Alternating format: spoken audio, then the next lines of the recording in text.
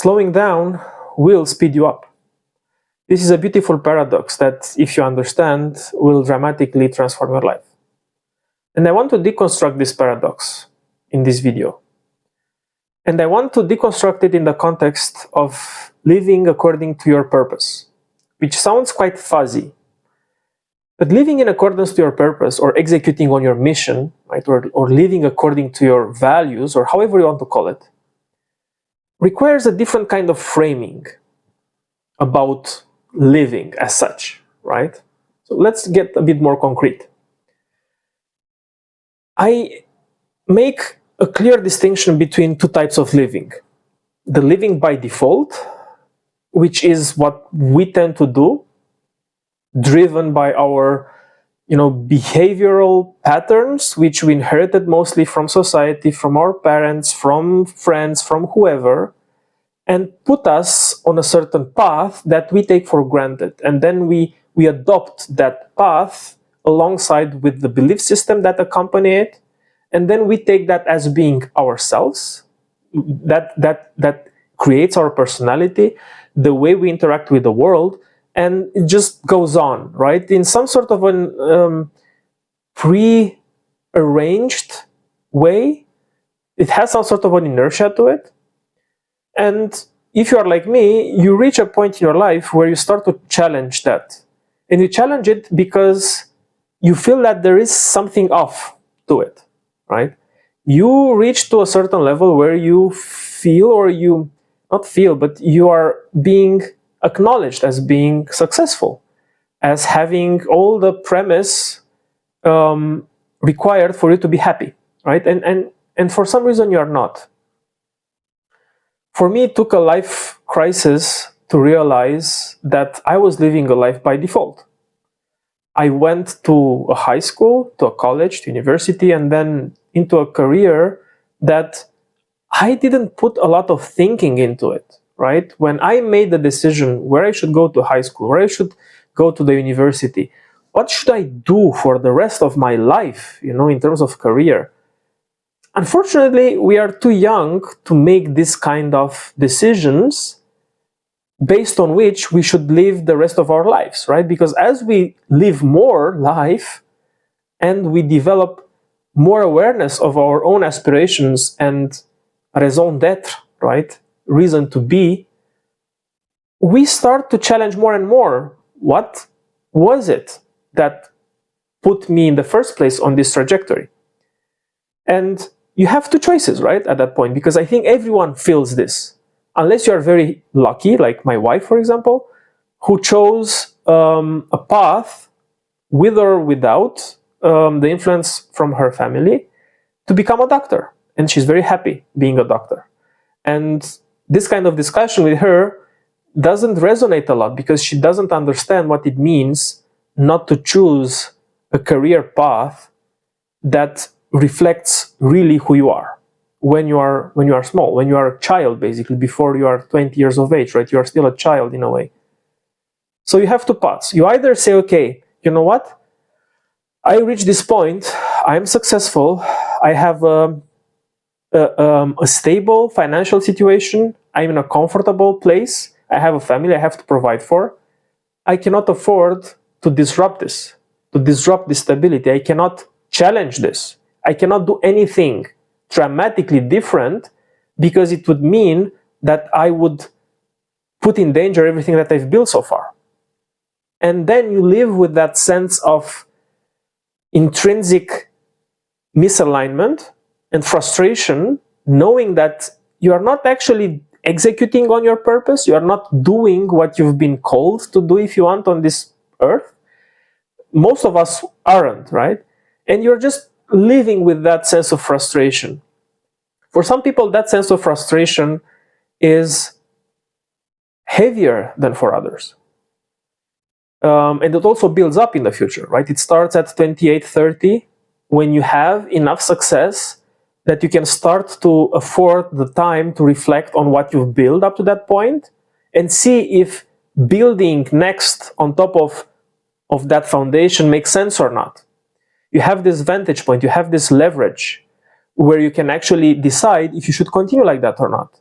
Because up to the age of 30, most likely, if you're a high performer, you are just pushing hard to, to just grow on the chosen career when you are younger. This is also my example.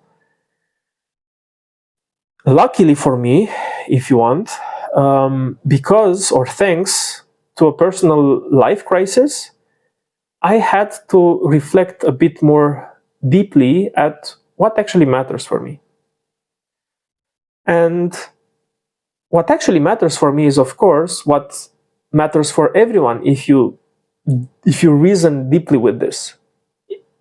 And I'm talking in high level, right? What matters deeply for me is to be of service for others, and taking genuine pleasure and satisfaction from doing that. That's an important nuance here, right? Because I'm not sacrificing myself for other people's well-being. So I'm not doing something in service of others, but in my detriment. No, I want to become in service of others through the work that I enjoy doing. I like coaching, I like mentoring, I like teaching, I like to inspire people, I like to guide people when they are confused, because I know I can see in everyone what they themselves cannot see. And this is my gift, right? And I can help them see that for themselves and let them borrow from my belief in them to assume their role and be comfortable with their mission, and go on discovering that mission for themselves and do the same things that I'm trying to do now. Assume that role, right? So we were talking about 2 points. In the inflection point, right? You are in your 30s and you are like in the point of saying, okay, I'm successful, I'm not really happy, but I don't care about disrupting what I've built so far, because most likely I don't want to suffer through the discomfort of what actually getting to know what I'm called for would take, right? Because it would be like a long journey filled with confusion, with lack of support from the closest family members, because they won't understand you. They won't understand why all of a sudden you started to reflect on things that you didn't reflect on up to this point.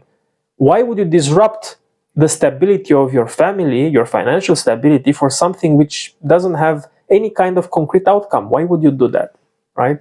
So you cannot do that alone. Most often than not, you cannot do that alone.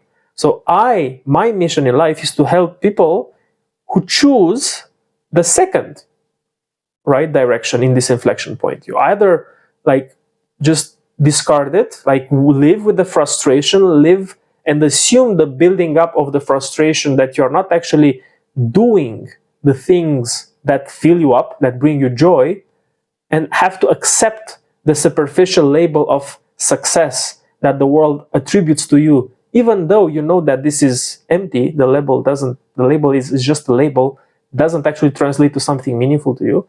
Or choose the other direction, in which you give yourself the chance to explore what is it really that makes you tick.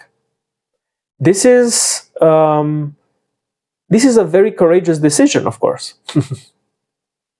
It's a very courageous decision because you can only experience at the beginning the downsides of it. Frustration, insecurity, fear of the unknown, fear of rejection, because the other people who are really in close proximity to you will pull the brakes on this effort, because you will likely transform into someone that they don't recognize anymore. And that's scary for them. So don't be surprised if in your courageous try to reinvent yourself, or to give more insight and fuel and energy into discovering what you're really willing to develop further in your life, you will not be supported by your closest people. Because your closest people, spoiler alert, like you, in the end, think about themselves. They want to feel safe. If you change, they don't see in you comfort anymore, because you become unpredictable. And when things are unpredictable for people, it becomes scary, right? So we have our defense mechanisms towards that. This is why it's more likely that you stay complacent in your situation and suffer through this internal frustration and pain of not actually figuring out what you really want to do in your life, in the favor of being accepted, in the favor of not putting the weight of your transformation on the shoulders of the people who are closest to you. But this is also an interesting paradox, right? But slowing down, like we said at the beginning, will speed you up because will allow you time, will give you time to reflect. If you don't slow down, you will burn out. You will go faster towards a direction that was never yours. You will burn out while doing things that don't really matter to you that much. And this is a chicken and egg problem. You will burn out in the first place because the work itself is not meaningful to you. If the work would be meaningful, if the destination would be forcing you to stay aligned to your values and execute on your purpose while, reaching towards that destination, burning out is not really possible because those activities will be generative, will give you energy, will not drain you out. You will be drained out, you will burn out when you are engaged systematically without proper recovery in effort which is not rewarding, in effort from where you cannot attribute meaning. If you are doing things that are not intrinsically meaningful to you, you will burn out, right? And this is a common pattern these days because people are working excessively, become workaholics, sorry. It can happen that typically they become also alcoholics. But this is like a badge of honor of being a workaholic because it's somehow validated by society that working hard is good. But if it happens that you continue to work harder and harder on the thing that is not your calling as such, you cannot sustain it anymore. And it's a vicious cycle, right? You get to have less and less energy as you grow older. You have more and more responsibilities that you have to deal with, less energy, more responsibilities, and your overall capacity to deal with stuff will diminish. At the same time, you have this high toll from yourself, right? You have this kind of high expectations from yourself that you have to meet, and you always add on top, and they never go away. And this will bring you down at some point or another. So what I'm advocating for is slowing down to just see how things will unfold in the future if you don't do it, right? If you continue to keep the pedal to the metal, you don't get moments of internal reflection in which you can assess what's ahead of you. You will get drowned in the stimulus, in the infinite amount of distractions ultimately that just pile up on top of what you are doing now, and you cannot keep up with them. It's as easy as that. So I'm advocating for choosing wisely what is it that makes sense for you. What do you want to achieve? What do you want to build towards? Because reverse engineering from that destination will force you to act today and tomorrow and every day towards that destination by simply doing the things that bring you pleasure, that are fulfilling to you.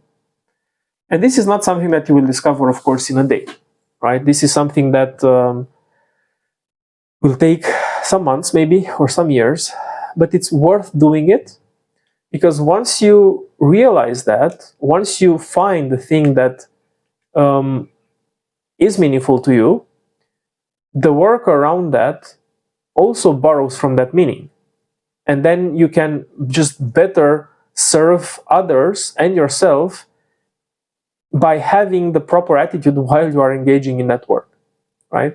So I would dare to say that not owning your destination, not desiring or not even knowing exactly what goals you are working towards and why is that important, is the most important thing that has a negative cascade of consequences on your day-to-day interactions with people.